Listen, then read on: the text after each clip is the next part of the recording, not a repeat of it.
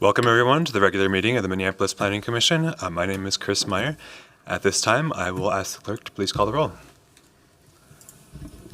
Commissioner Chowdhury is absent. Commissioner Conley is absent. Garcia? Present. Gordon? Present. Jones? Here. Shepty is absent. Shepherd? Here. Wagner? Here. Vice President Baxley? Here. And President Meyer. Here. There are 7 members present. That is a quorum. First, we'll move to the minutes of January 20th, 2026. Is there a motion to adopt those minutes? So moved. All right. Is there a second? Second. Any discussion? All right, all in favor say aye. Aye. Aye. Opposed? Abstentions? That is adopted. Next, we will organize our agenda. Staff is recommending that item 4 be discussed and item 5 be on consent. Was anyone here to speak against the staff recommendation for item number 5, which is 4238 and 4240 Fremont Avenue North? All right, not seeing any, so we will have that on consent. Is there a motion to adopt that agenda? Moved. Second. All right, all in favor say aye. Aye. Aye. Opposed? That is adopted. All right, so I will open the public hearing for our one consent item, item number 5. Did anyone want to speak to that? All right, I will close the public hearing. Commissioners, were there any comments or discussion about item number 5? All right, is there a motion to adopt staff recommendation for item number 5? So moved. Second. All right, all in favor say aye. Aye. Opposed? That is adopted. All right, so we'll move to our one discussion item, 760 3rd Street North. Staff is Andrew Liska.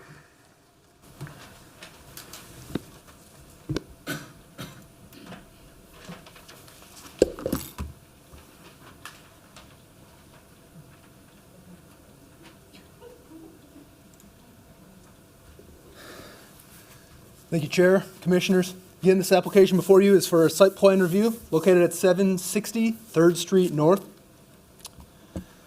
This is a 3-story spa proposed at just over 34,000 square feet. The site is located on 3rd Street North and 8th Avenue North. It's currently vacant. There is a dog park and a surface parking lot currently. No alley serves this site, and there are no natural or significant natural features on site. A variety of uses make up this area, predominantly residential, although there are commercial uses across 3rd and also along Washington. A mixed-use building abuts that shared lot line along the southeast. The Blue Line LRT extension plans also call for 8th Avenue to go underneath the viaduct connecting to 5th Street North as well. Again, this proposal before you is a 3-story, 34,000 square foot spa and wellness use. There are pools, tubs, saunas, steam rooms on the first floor. The second floor is made up of locker room facilities as well as massage services. A smaller 3rd floor connects to a rooftop deck with a pool area. There's an accessory food and beverage use enclosed. Also restrooms and a lounge area. This use is permitted in this zoning district. The applicants have applied for the site plan review. They've also submitted a minor TDMP. Going over the floor plans, we see the lobby in the upper right. That's off of 3rd there. So again, we see the pools, tubs, spas, so on and so forth that make up that first floor. Second floor again, locker room facilities, some massage areas there. Most of the 3rd floor is that outdoor area, the rooftop deck there with the pool. A small area is enclosed along that abutting property to the southeast, and that's where the bar lounge area is, some restrooms. So staff reviewed this development proposal, finds it does comply with most of the zoning code standards, with 3 aspects needing alternative compliance. Those 3 are blank walls, window requirements, and general landscaping and screening. Staff is supportive of 2 of these requests, both the blank wall and the general landscaping and screening. Code requires that any facade longer than 25 feet be broken up with a facade recess, window, door, etc. The blank wall is along that southeastern lot line where that adjacent mixed-use building exists. That existing structure ranges from 0.4 to 0.8 feet from that lot line. Building code to really limit what you could do in terms of breaks there. Staff finds that complying with that's not really practical, as it would largely be invisible. Next, we have the landscaping and screening. A total of 47.2 square feet is required to be landscaped.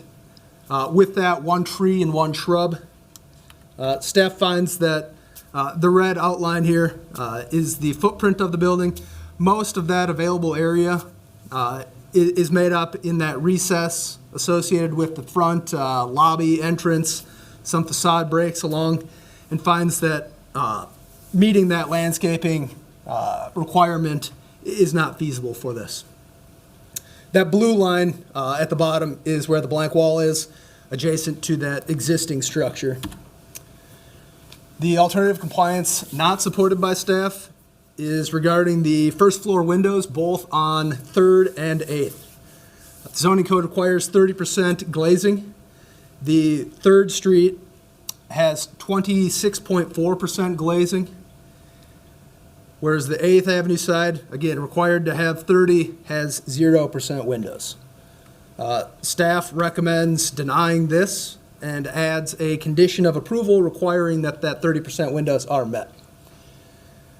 Here's a rendering of the proposal. So again, we see the lobby on the right there, 1 window, the rest of that 3rd Street facade, largely windowless. All of that 8th Street facade is windowless. Just going over again how we're looking at this, we take a band between 2 feet and 10 feet, take a look at the width of the building, and that is where our window requirements come from. There are more windows associated with that lobby area that are not included in those calculations, being that they're over that 10 feet above grade. Here's the 8th side, again, largely void of all windows. Again, just in terms of square footages, the 3rd Street, 28.2 square feet short of that minimum 30%. 8th Avenue side, 355.2 square feet short of that required glazing. So with that, staff recommends approval of the site plan review. Worth noting is that condition 4 regarding those windows. Staff adds that the 30% window shall be added to that 3rd and 8th side to meet those requirements. I'll be here for questions. The applicant is also present. Thank you. So the blank wall is not depicted here, right? It's behind this? That's like correct. Next to the adjacent building? Okay. It would be abutting that adjacent structure. Yeah. Okay. Are there any other questions from commissioners before we move to the public hearing? Not seeing any? Oh, do we have a whole list? Oh, wow. Okay. All right. Since we've got a whole list, I'm going to read this disclaimer about it. So I want to offer a reminder to everyone that these meetings are broadcast live to enable greater public participation. These broadcasts include real-time captioning as a further method to increase accessibility of our proceedings. So we ask all our speakers to be mindful of the rate of their speech so that captioners can fully capture and transcribe all comments for the broadcast. So we ask speakers to moderate the speed and clarity of their comments. So we have 6 people registered here. You'll have 2 minutes each. So the first person I have is Evelyn Carberry, who will be followed by Lauren Kasich. I have the carbon copy here, so it's not, the names aren't clearly readable to me, but do we have Evelyn here? Chair Meyer, could we give the applicant an opportunity to speak? Yeah. Sorry. First, we'll do the applicant first. You have 10 minutes for your section, and apologies for that.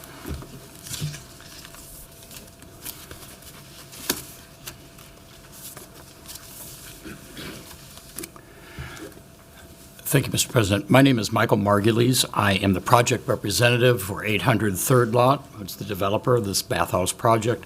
With me tonight is Travis Talmadge, who's the co-founder and the co-CEO of the bathhouse, and he's in from New York to provide a little bit more operational information to you as you consider this site plan. Planner Liska has presented a site plan for approval with the exception of, with the condition of that there will be 30% of window glazing on the first floor. We submit that the alternative compliance that's shown in the site plan is more than adequate for the Planning Commission to approve the site plan as shown. The 30% glazing requirement stems from a number of concerns, and the rationale for the glazing requirement is to provide a safe and eyes-on-the-street environment for the building and for the neighborhood. It's to raise the quality of the building exteriors, making them cohesive and attractive, and it's to make the buildings visually interesting and enhancing the pedestrian experience. The key points I'd like to leave with you tonight are that imposing the 30% standard actually makes the building and the neighborhood less safe, that there's more than sufficient alternative compliance in place to achieve the goals of the 30% glazing standard, and that the site plan is adaptable to possible changes in use in the building if the future needs require it. So I want to talk about safety for a minute. Contrary to the goal of the 30% standard, imposing it here would make the neighborhood, as well as the building, less safe. Mr. Talmadge is going to speak in greater detail to this issue, and particularly how this building operates. But the rationale behind the glazing rule, safety and security, is actually put in jeopardy if the standard is imposed. So the first floor that Planner Liska showed you has a number of amenities of 7,500 square feet. It's got a number of pools. It has 3 saunas, 3 pools, a Turkish bath, and other amenities. The people who will be customers and patrons of the bathhouse will be wearing very little clothing. They'll be wearing bathing suits. You'll be making them, and they have an expectation of privacy and a reasonable expectation of privacy. So imposing the 30% window coverage would allow people from the street to peer in, to ogle at the undressed patrons, making them feel very uncomfortable. So put yourself in the position of you in this position, your spouse, your partner in this position, and imagine how you would feel if you were undressed and on display because of these windows. We feel that women in particular would feel insecure and unsafe, and this feeling would continue when they conclude their visit of the amenities, step outside, and perhaps face the same people who've been looking at them through the window all the time that they've been in the spa. The other odd event that occurs here is that the inversion of the temperature caused by the steam in the facility and in the bathhouse will also cause the window of the windows to steam up, which will essentially create a free graffiti wall for people to write on. So in both situations, allowing people to stop on the street, to stop and stare at people using the amenity and writing who knows what on the windows essentially creates an attractive nuisance at the least, and a dangerous attractive nuisance at the worst. There is more than sufficient alternative compliance in the plan to allow this site plan to go forward as presented. As Planner Liska showed, there is on the first floor of the 8th Avenue side, there is 0% window glazing. But if you look at the totality of the building, we more than exceed the window coverage. On the second floor of the 8th Avenue side, which requires only 10%, we meet a 30% level of window coverage. And on the 3rd Street side, we meet a 60% window coverage. So if you look at the facades in their totality, these facades meet the window coverage and far exceed the window coverage. And why is this important? It's important because this goes to the goal of making the exterior of the building attractive and improving the pedestrian experience. We think that the building design and the window coverage on the first floor is consistent with the goals behind the 30% rule. The overall design of the building avoids monotonous facades that threaten avoids monotonous facades. The design is high quality, evoking an old world bathhouse design, and fits in with the warehouse district. The North 8th Avenue facade contains design elements that are effective in breaking up the first floor facade and making the facade architecturally interesting. We can actually improve on that if we have to by adding more architectural element in terms of vertical landscaping on the exterior of the building. The second floor windows on 8th Avenue exceed the window coverage by 300%, and they create an impactful visual design easily seen by pedestrians. Meanwhile, the North 3rd Street facade, with its large and open entrance, is visually appealing and fosters street-level activity, transparency, and visual interest. The third question that has come up is whether or not this building is flexible for the future. What happens if the future use of this building changes? And the building has been designed in such a way as the panels on the 8th Avenue facade can be removed and replaced with windows if the use of the building changes materially in the future. So there's sufficient alternative compliance to approve this site plan. Imposing the 30% standard creates an unsafe environment for the building. The building overall exceeds the glass requirements, and these glass requirements, the existing additional glass on the building and the other design elements make this building interesting. It makes it safe. It makes it a cohesive design and one that enhances the pedestrian experience. I'm going to let Travis Talmadge join me now and explain a little bit about why this building is designed as it is and why this 30% standard creates an unsafe environment and an inappropriate standard for the business that's going in. Travis?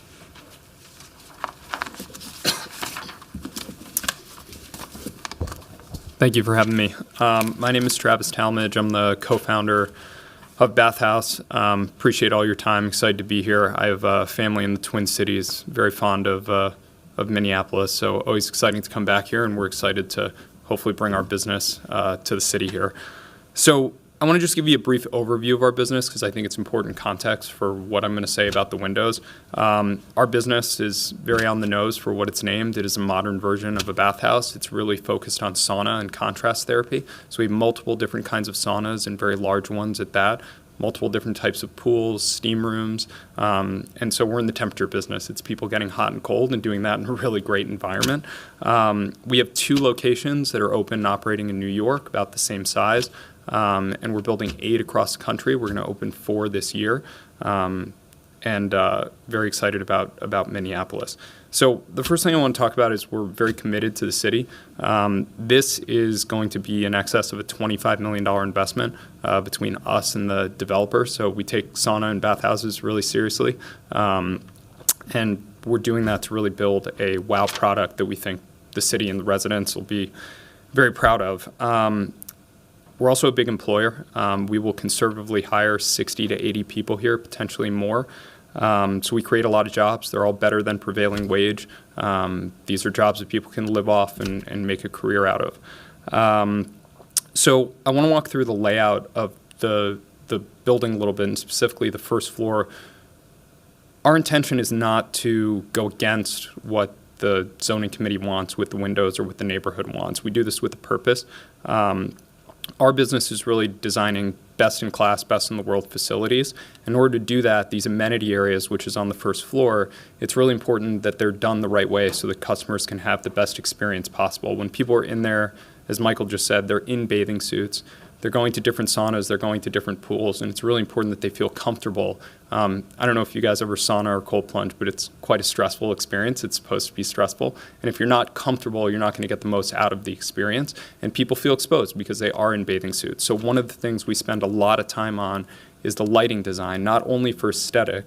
All of our locations that we've opened have won numerous design awards, but it's also because we design the lighting so that it's very flattering, so that people are comfortable and can get the most out of the experience. So we would never put windows in an amenity area Similar to if you were going to try and build a great theater, you would never have windows in a theater because it disrupts the product. Can I go over? A little bit. But Okay, please I'll wrap try up. and make it quick. So anyway, on that first floor, this is our main area where all the pools and the saunas are. And so people looking in on the street would be very uncomfortable for guests, and I think it'd create a really awkward dynamic. As Michael said, if we had windows, they would steam up. We would never let that light into our amenity areas because it is designed to be a completely controlled environment so that the guests can get the most out of it. So the other thing I just want to mention is we spent a lot of time designing the space. We had a lot of offers to come elsewhere within the Twin Cities and greater Minneapolis. We want to be in the North Loop. We believe it's the best place for our business. We think it'll be a great addition to the North Loop. This is about as small a viable footprint as we can work with. I would love to have a entrance and lobby on the corner. That would be my preference.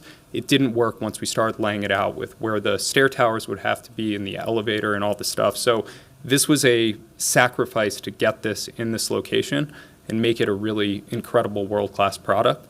It was not because we don't want to do windows. The windows don't work with our product. We think it would look bad. We have some proposals about doing some greenery on the brick on the first floor. And as Michael said, we overdid the windows on the second floor. It's not really ideal on the second floor, but we were able to make it work with the transom windows. So I'm happy to answer any questions and just want to give you guys some context on why we designed it the way we designed it. Thank you. You said you have proposals for greenery. Is that what you said? We would be open to doing some greenery on the first floor, like some vines, but we can't do windows. It doesn't work with our product. Okay. I want to understand more about why you can't do windows. So, the rules require, transparent windows, but if we required windows but allowed them to be opaque, would that still work? My opinion. Or is the issue with the water, like, being close to it? So opaque windows, my opinion is that's not going to look as good as really nice brick or brick with some softening with some vines or something. The light even coming into the space gets difficult for us because then we can't control the environment the way that it's ideal to be controlled so that customers can have the best experience possible. We're in the hospitality business. We're in the business of making people happy. We want them to be in the best mind space when they're in the space to get the most out of it. Okay. So greenery is one thing you've considered. Have you considered murals or other artwork to break up the exterior? We wouldn't want to do murals. I think that's just difficult to do something that everybody's going to agree on. I mean, look, for what it's worth, we think this is a really beautiful building. This is one of the buildings that we're proudest of, and we have 8 of them being built. But no, a mural we would not want to do, but we would be open to doing. I can give this to you guys if you want, but we did a rendering with some vines on it. Yeah, can you please show that? Yeah, bring it up. No, Oh, perfect. Thank you. Excuse me, Mr. Chair. The document camera is not working today. Oh, no. So we In could that maybe case, pass it around. Yeah, that'll have to do. Do you want me to pass it around on one side? Yeah.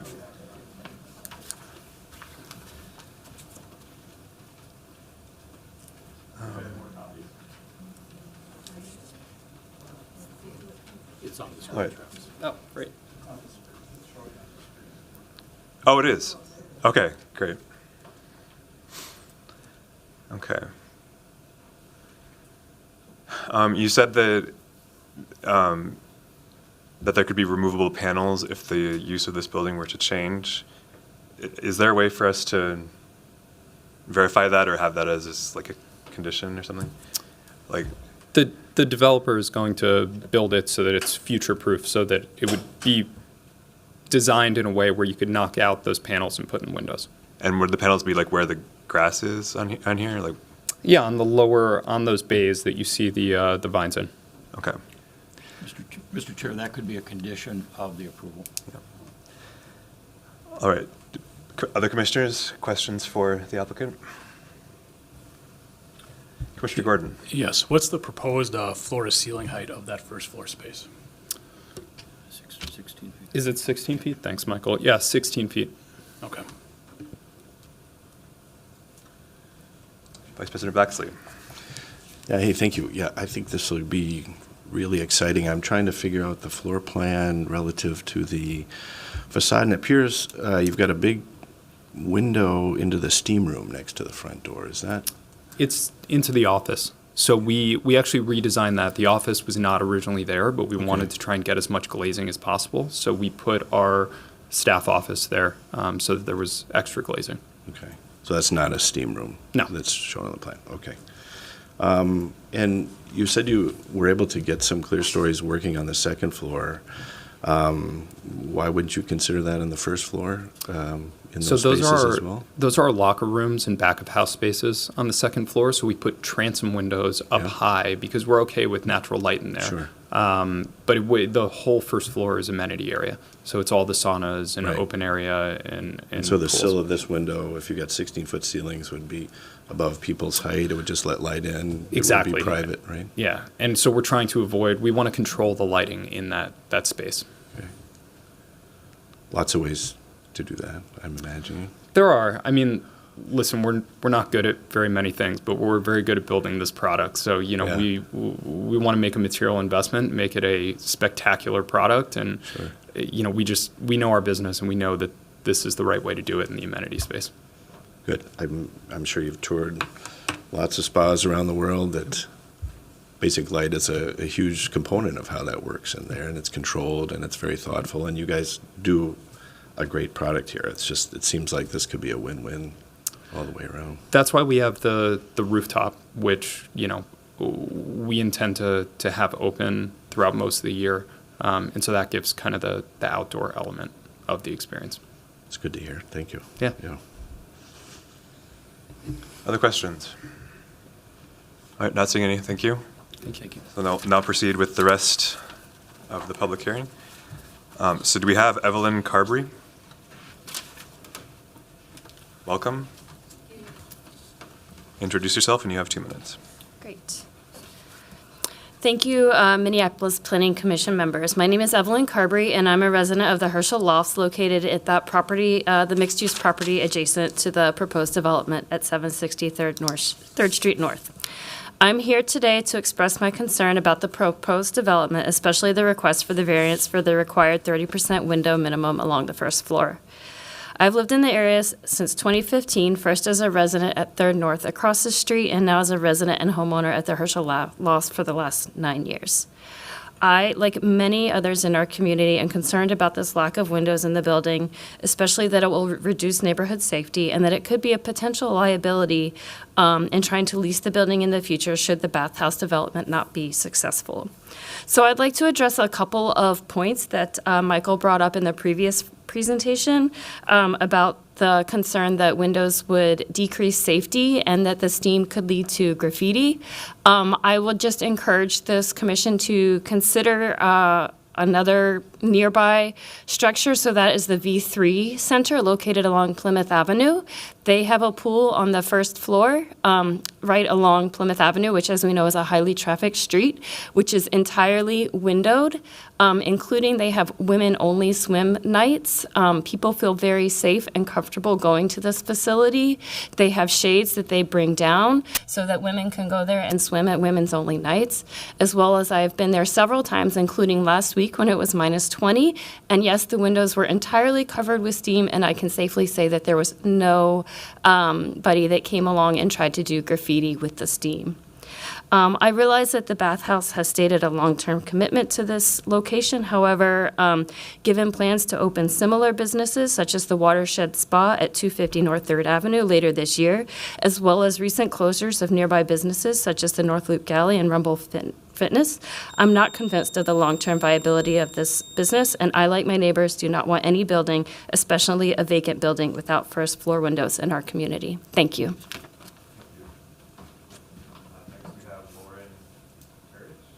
Nice job. We'll be followed by Michael Margulis. Hi, everyone. I'm Lauren Karish. I'm the HOA president at Herschel Lofts, the one that she just talked about. I've been in contact with many of the residents, as well as we had a formal meeting with many of the residents in the building to talk about the concerns. Our primary concern is the request to the variance of the lack of the windows along the street-facing facades. For safety, I would like to counter what Michael was saying, is that as a female walking along the streets at night, having some sort of reflection, having windows, allows for safety to be able to see. You can sometimes see the people behind you. It allows for, it just allows for more feeling of that more eyes are on the streets. Street-facing facade windows provide visibility and reflection, which allow pedestrians to be more aware of their surroundings and see who may be approaching them from behind. A long blank wall removes a layer of passive safety. While lighting and cameras, which they had stated during the North Loop Planning zoning meeting, was that they would have ample lighting and lots of cameras. You know, we live in the city, and in the North Loop, we've had cameras that catch crime, but the police always say, unless you know who this person is, this videotape really doesn't do anything. So that doesn't really help. There are also aesthetic and neighborhood character concerns, like not having the windows, especially if you're going to when you turn 8th Street into a major street, when the light rail plans to go in on 10th Street. You know, this is a street that people are going to be walking down constantly, driving past constantly. And I think the view looks so beautiful from up above when you kind of have that aerial view with the pool and everything. But really, when you're on that ground level, you're really only seeing a brick wall. And it's nice that they can have greenery, but we all live in Minnesota, and let's be honest, nothing green is growing right now, so it's going to be just a brick wall. So really appreciate your time, and thank you for this consideration. Thank you. Next we have Michael. Already spoken. Oh, okay. So several of these are for the bathhouse. We had Travis, that was one. How about Rachel? Rachel Carpino?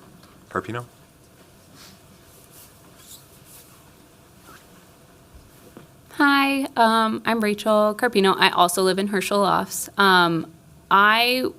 Obviously, we're talking about the windows. My main concern is this is just, I guess my main concern actually is that I have friends in Brooklyn who have been to the bathhouse, and there has been a lot of issues with mold and other things. There are pictures of it online. There are articles about it.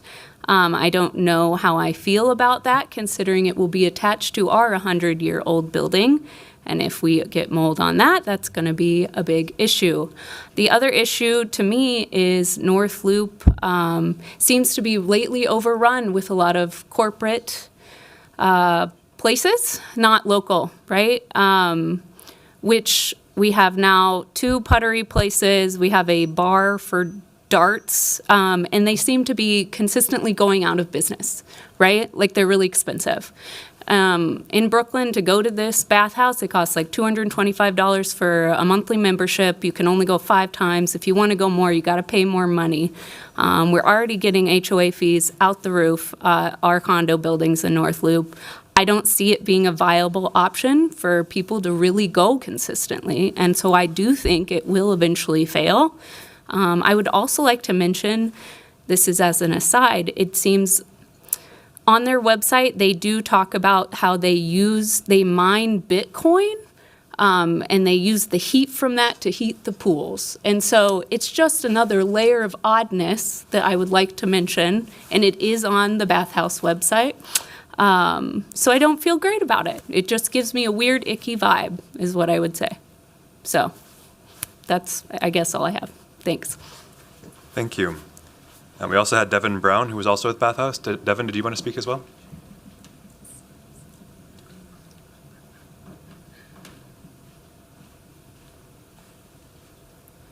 Thank you for allowing me to speak tonight. My name is Devin Brown, and I live in the Fallow neighborhood.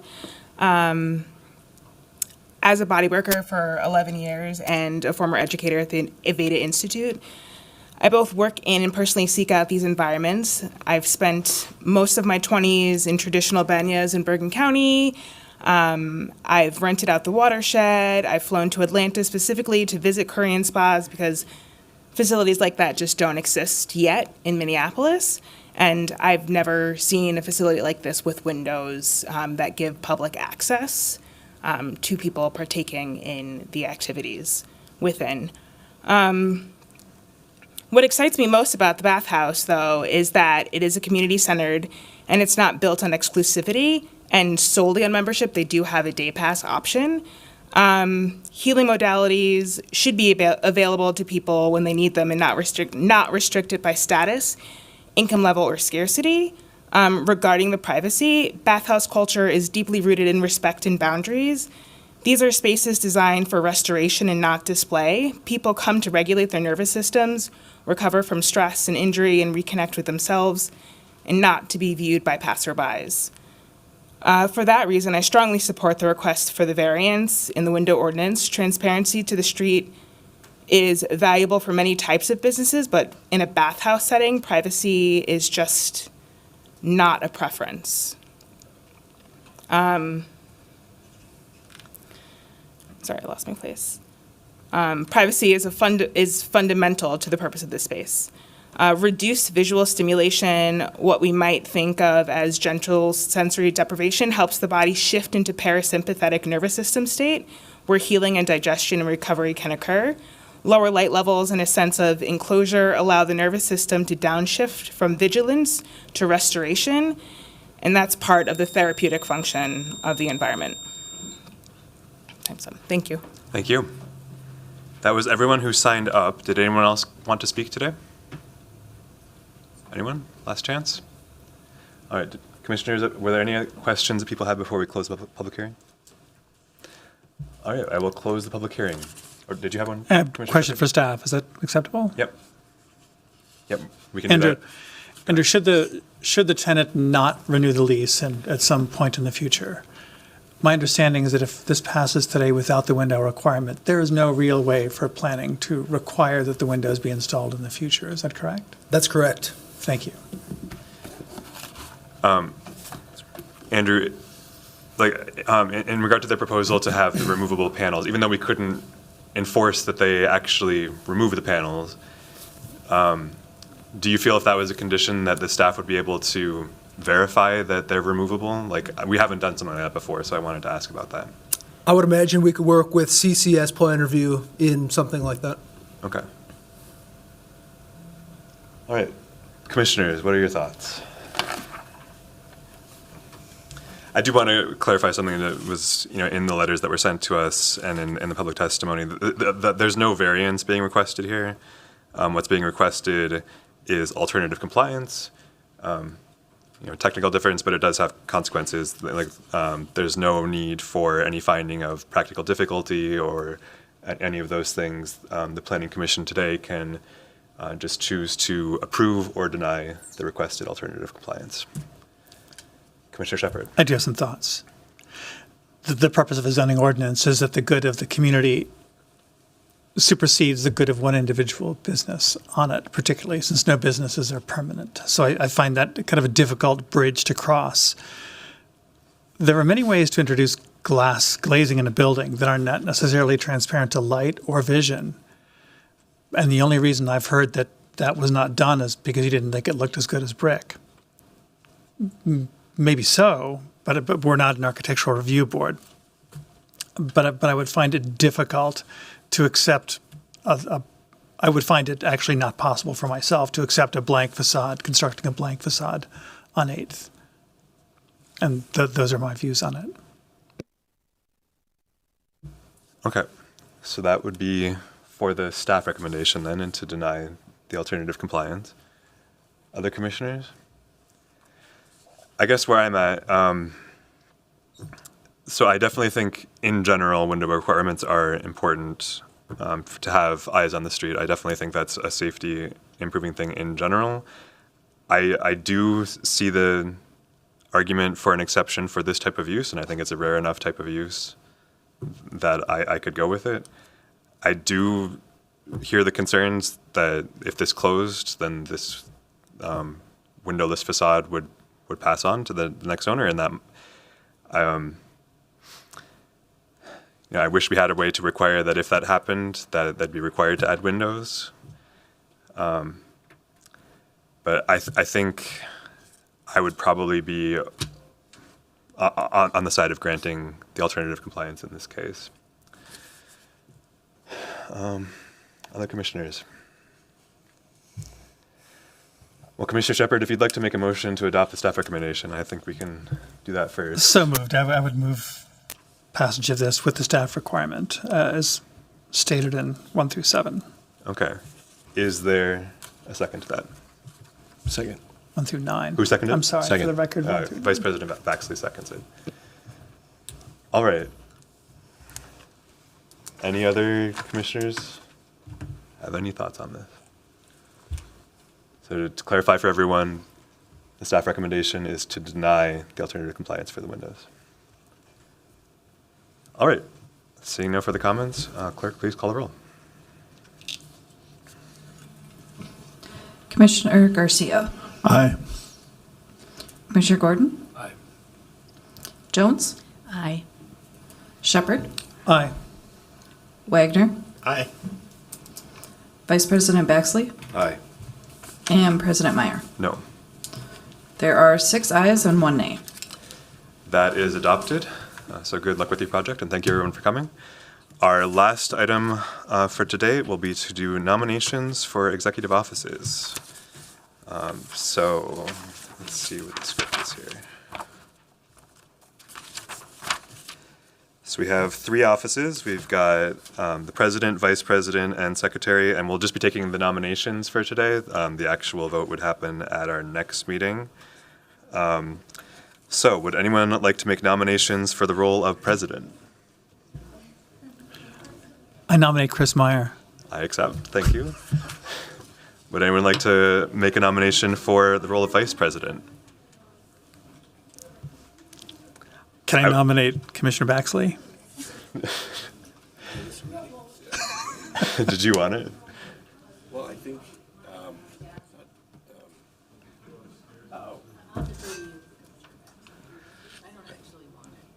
you don't? I thought you did. I thought that was something you were interested in, and you were.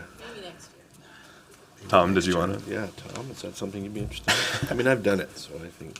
Yeah, I've thought about it. I do attend most of the committee of the whole meetings, so I would be happy to step in and help out. I do feel fairly comfortable having been on the board now for 2 years, so I'd be open to it. Okay. I'm going to nominate Commissioner Wagner. Good. Thank you. And how about for secretary? Well, it's who hasn't done. I nominate Commissioner Jones for I secretary. will just add a quick note. I was secretary last year, and I did not do a single thing for the entire year. So the role of the secretary is typically that you sign all of the documents that come through and need to be recorded at Hennepin County. I think, though, because we had Commissioner Baxley's electronic signature on file, we just kept using that last year. Which was fine, because as in the vice president role, that was also acceptable. So that would be the main responsibility of secretary, and then also in the event that the president and vice president would not be able to chair a meeting, then you would step into that role. Okay, I'll work with you to get your electronic signature, and we will retire Commissioner Baxley's. We still have to have the actual vote. So. All right. Were there any other nominations for any of the offices? All right. Seeing none, we'll close those nominations. All right. So that concludes our business. We have no committee of the whole for this week. I don't know if we're going to keep doing those. It's been a while since we had one.